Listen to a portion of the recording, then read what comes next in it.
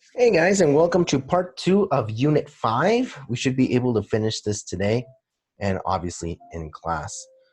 So just a reminder, the quiz is next week on Thursday. We'll be seeing this video depending on what class you're in, either Monday or Tuesday, right? But getting it out to you guys today, that way you can go ahead and check it out. So we left off here on the snapshot of etiquette tips for international travelers. So let's go ahead and take a look. In Canada, always bring a small gift for the host when invited to a meal at a Canadian home. All right. Russia, do not turn down offers of food or drink. Oh, wow. You don't have to tell me that. Never say no to free food. All right. It's kind of scary. Like, do not turn down in Russia. It's like, yeah, the mob's going to get you. Japan, take off your shoes before entering a house. In China, never point your chopsticks at another person. Okay, so never do that. No chopstick pointing. In Thailand, never touch a person's head. I'd be so happy in Thailand. I used to have a giant fro. If you guys want, I'll show you a picture during class, but I used to have a really big fro and people would just randomly come up and touch it, men and women. So, I mean, it was weird. I didn't mind it very much, but in Thailand, big no-no. In Morocco, don't eat anything with your left hand. This is a really interesting one. And in fact, in Thailand, it's very similar where there are no left-handed people. I mean, there are, but everyone uses their right hand because of a very specific reason. I'll ask you guys in class if you know why. In Brazil, you can arrive between 15 to 30 minutes late for a party at a Brazilian friend's home. Wow, doesn't that sound familiar? And in France, when eating, don't rest your elbows on the table. Sounds like my grandma. So the questions are, does your culture follow any of these customs? What do we have that is similar, or what we have in common with some of these? Do any of these customs seem unusual to you? Are they weird? Why? Explain yourself. What other interesting customs do you know? So do you guys know any, whether they're local or international, like what do they do in Spain or Italy or Norway? Like, do you guys know of any others that are just kind of odd, or maybe some that you do at your house that are specific to your family? So we'll go over those. And look at that. Section 7, conversation. Bring a small gift. So we have Klaus and Olivia that we're going to listen to. Let me bring the volume up for you guys. All right. So let's take a listen to Klaus and Olivia. Page 33, Exercise 7, Conversation. Bring a small gift. Part A. Listen and practice. My boss invited my wife and me to dinner at his house. Oh, how nice. Yes, but what do you do here when you're invited to someone's house? Well, here in the U.S., it's the custom to bring a small gift. Like what? Oh, maybe some flowers or chocolates. And is it all right to bring our kids along? Well, if you want to bring them, you're expected to ask if it's okay first. Okay, very good. So what is the custom here in the US? Okay. And then, so Klaus, clearly very German. So let's go ahead and take a listen as to what is expected in Germany. So listen to the rest of the conversation. If you are invited to someone's house in Germany, when are you expected to arrive? What can you bring as a gift? So, Klaus, take it away. Page 33. Exercise 7. Part B. Listen to the rest of the conversation. If you are invited to someone's house in Germany, when are you expected to arrive? What can you bring as a gift? What are some of the customs in Germany? Well, when you're invited to someone's house, you can also take flowers. Not red roses, chrysanthemums, carnations, or lilies, but most other flowers are fine. When should you arrive? Should you arrive a little early? No, never. You're expected to arrive on time. Punctuality is very important in Germany. If you're going to be more than 15 minutes late, it's important to call the host. It's also the custom to write a short thank you note the following day. I like that. I wish we did that here more often. To me, it shows good manners. Oh, good manners. Isn't that sweet? I'm glad we're not expected to do that. A thank you note, right? Thanks for the coffee. No, I'm okay. So those are the customs in Germany. And we saw the customs around the world. And here's our grammar focus, expectations. But notice how they're phrased. You have your subject pronoun, and it's really either it is, because it is referring to the custom, or you. Because it's what you are expected to do or what you are supposed to do. So you have either it or you, followed by is or are. Okay. And then obviously you can do the contraction however you want. It's not or it isn't. You're not or you aren't. So where you put the contraction doesn't really matter, but just notice that it's either it or you followed by the verb to be conjugated appropriately. It's the custom to bring a small gift. You aren't supposed to arrive early. You're expected to ask if it's okay. You're supposed to.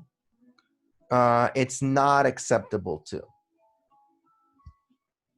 Okay. So very, very straightforward.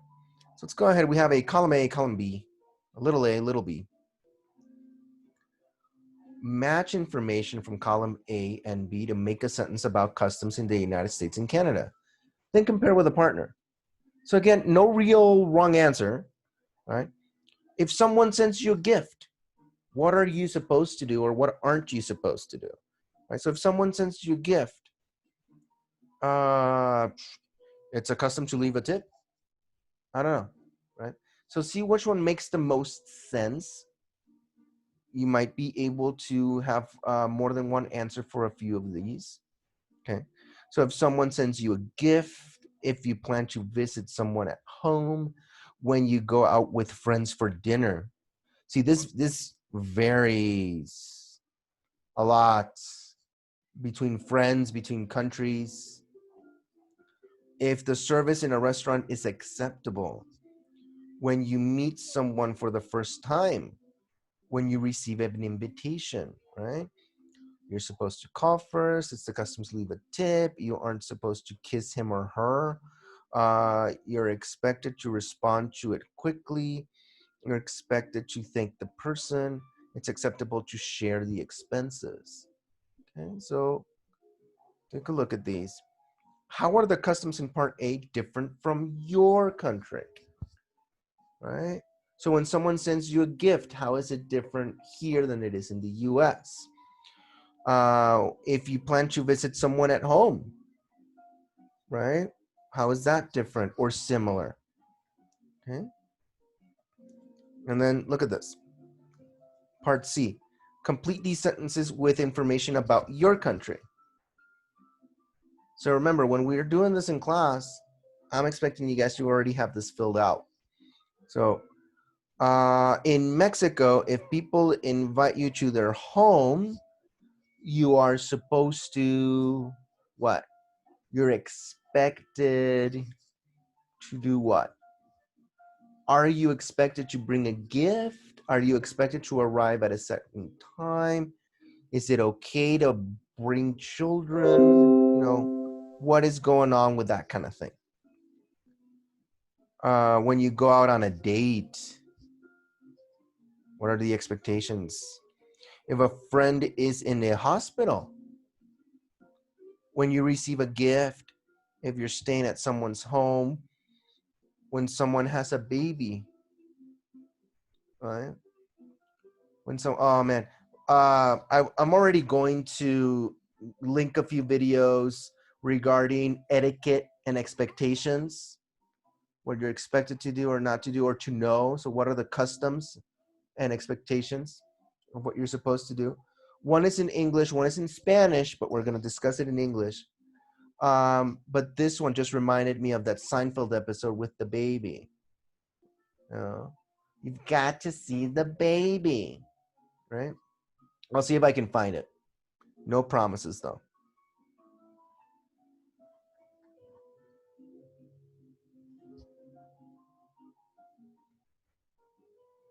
Okay, so we're almost done. We got the listening, speaking and writing, and of course, the reading. We'll do it in class. Someone said that they lived in Seattle, and I said, hold your horses. In one of the units, we talk about it. It's this one. Look at that. I completely forgotten. This is the one that talks about Seattle. So have fun with that one. It might bring back memories. But let's start with the listening. It's very simple. Listen to people describe customs they observe abroad. Complete the chart. So where was the person? What was the custom? How did the person react? I'm going to play it once. And of course, you can rewind it as many times as you want. And I might play it one time during class, but we'll go ahead and play it once here to see where Carla, Nate, and Shauna were at. So exercise 9, listening. Page 34. Exercise 9. Listening. Different cultures. Part A. Listen to people describe customs they observed abroad. Complete the chart. 1. Carla. I lived in Saudi Arabia for a while. Women put something over their head and wear clothing that covers the whole body. At first, I felt uncomfortable and found it a real nuisance. But after a while, I got used to it and even started to like it. You feel really secure, and you also don't have to worry about what to wear all the time. 2. Nate. When I lived in Spain, I was surprised at how late in the evening people eat. When you're invited to dinner, you're expected to come around 9 o'clock, and you usually don't start dinner until 10. And people stay really late, sometimes until 2 in the morning or even later. I found that difficult. How do you get up and go to work the next day after eating and talking until 3 in the morning? 3. Shauna. One thing that I had to get used to when I was traveling in South Korea was the way people make noise when they drink soup. I think it's because they want to show that they're really enjoying their food, so they make a slurping noise. It bothered me at first, but then I got used to it. I guess it's because when I was growing up, it wasn't acceptable to make noise at the dinner table. See, so there we go. Carla, Nate, and Shauna talking about the different customs that they faced and why they had an issue with it. So remember, where was the person, what was the custom, and how did the person react? Which custom would you have the most trouble adapting to and why? So it's going to be interesting. We're definitely going to see this in class. And I want you to really think about it. Okay? For example, mine would be the one from Spain. Like I can't make it past 9 o'clock anymore. Like my body just gives up. It's like time to go to bed. Okay. Right. So We'll go over those. And then keep these in mind, because we'll do it in class, obviously, the speaking. What should a visitor to your country know about local customs? Make a list, include these points. Greeting and addressing someone. Do you just say, yo, what up, brah? Or you say, good afternoon, Mr. Hernandez. How are you doing today? Right? So that kind of thing. Eating or drinking in public, taking photographs. So this reminds me, when I went to the Copper Canyon in Chihuahua with the Taromaras, if you wanted to take their picture, they would ask you for 10 pesos. And then when I went to San Juan Teotihuacan, north of Mexico City, I tried taking the picture of this old guy that was selling like balloons or something like that. And all he would do, he would just turn around. And as I would turn around to take his picture, he would just keep turning. He didn't yell at me. He didn't say anything, but he would just keep turning. Like, nope, don't want my picture taken. Right? So in retrospect, I was very rude. I should have either asked or just as soon as he turned around once, like gotten the point. Giving gifts, dressing appropriately. What is to dress appropriately? This varies by country. I will have a very fun activity for you guys regarding dressing appropriately in class.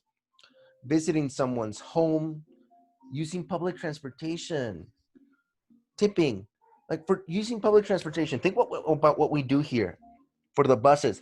I had a friend of mine who lived in Vancouver for like a year, and we were waiting for the bus. We were waiting for the 380, and he said, "This is ridiculous. In Canada, they have an app that tells you how far away the bus is, and they stop, and there's people at the bus stop. You don't have to be waving your arm or anything like that. And I told him, listen, at least here we have buses in Guadalajara. We have choice of routes, and more than one bus takes you where you need to go. In Tucson, the buses were horrendous, just atrocious. They would go by like once every hour and a half. And like, think about this, you're standing in 45-degree heat, no shade. You're in the sun, there's no shade, and you're out there 45 degrees. And if you just missed the bus, you have to wait for another hour and 15 minutes at the least. Going what was a 5-minute drive, 5 to 10-minute drive in your car, on the bus, it would take like 2 hours. I mean, it's ridiculous. It was just horrible. And that's the United States, but it's small town United States. And in the West, public transportation in the Western states is horrendous because the cities are designed for cars. Tipping, right? At restaurants, Starbucks, cafes, stuff like that. So what should they know about that? Or others? Are there any others that you can think of? And then we'll go over the group activity. For the writing, choose 5 points from the list you made in exercise 10. Use them to write and design a pamphlet for tourists visiting your country. So on exercise 10, it says,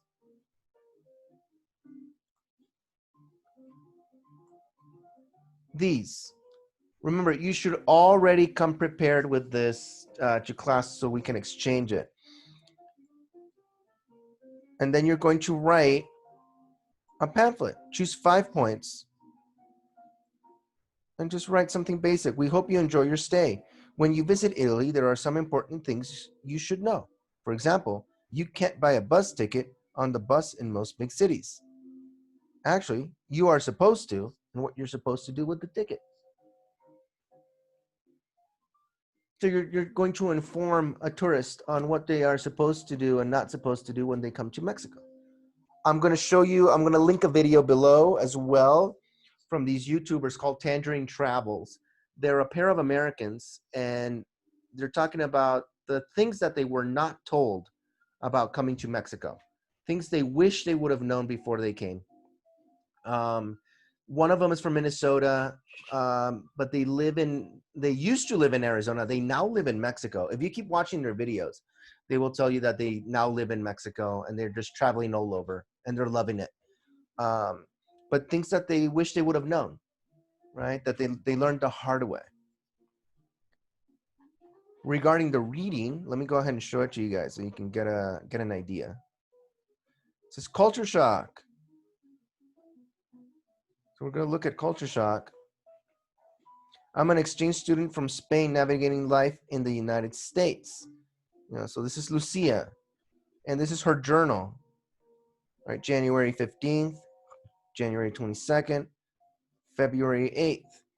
Right, so she's from Sevilla, or Seville, Spain, right? And now she is in Seattle, Washington. And she's talking about the big differences between Seville and Seattle. So if you guys want to pause the video and read through it, you're more than welcome to do that. And then here are the questions. So read the blog. Check true or false. Okay. This one we'll actually do in class. I want you guys to read it and we'll go through it in class. But if you just want to get a head start, I'm doing this. How do things in your city compare with Seville or with Seattle? So we'll talk about it. How does Guadalajara compare?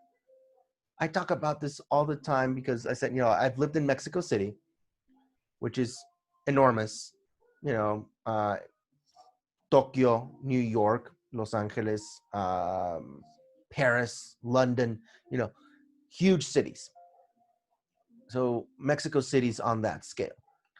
And then I lived in Tucson. It's a really small town. Well, it's a small city. It's a big town, but it still has a very small town feel. I mean, it permeates. People think they're living in a city, but it kind of like here in Guadalajara, they still have a county fair. In February, in February, they have a street fair on 4th Avenue where they sell local stuff. Think of like what happens in Chapu every weekend, right? Where you used to go to Chapultepec and there'd be people selling clothes or bags, t-shirts, pants, whatever, right? Trinkets. They would have that in February in Tucson on 4th Avenue. And in January, they would shut down. The city would shut down for 4 days. It was a 4-day weekend for rodeo. I told a friend of mine, like, you guys live in a town. He's like, no, we're a city. I'm like, I don't think Houston has ever shut down for 4 days because of rodeo. Cities don't shut down. Towns do. And I make fun of Guadalajara for a few quirky things like that, or like it's more of a town than a city. But I love it. I think it's the perfect size. So how does it convert to Seville and to Seattle? So I will be seeing you guys next week. Like I said, this video, we will either go over it Monday or Tuesday, depending on where we're at in your specific class. And check out the video links below on etiquettes, interview etiquette in Japan. I posted Franco Escamilla and what you're supposed or not supposed to do at a casino, and like bathroom etiquette, men's bathroom etiquette. And then Tangerine Travels and the things they wish they would have known before they came to Mexico, I should say. Okay. So that's it for me, guys, and I will see you on Monday.